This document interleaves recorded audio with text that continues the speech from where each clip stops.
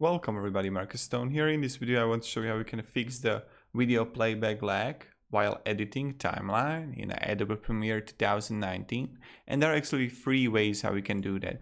Right now, when I go, for example, full preview, the whole, it's lagging and not that good. And you can also see the red line here. So the first option you can do is go to edit mode, preferences, and now memory.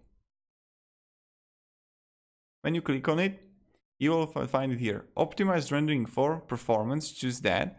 And now RAM reserved for other applications, go to the lowest amount you can. So for example, if I'm going to reserve for every other application, RAM available for Premiere, it's only 1 GB. So you want to go with, I don't know, I go optimal with 2 for others. And this is really important, like if you have, the more RAM you have, the better for Premiere. Now let's press OK. The second option is how you can not have lags, is to change the preview mode right here from full to 1/4 or 1/2.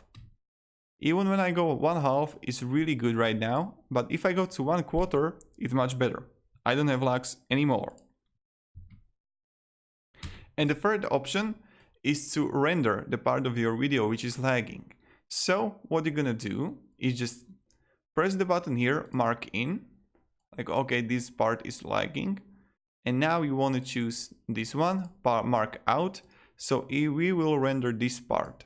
Then click to sequence and render in and to out.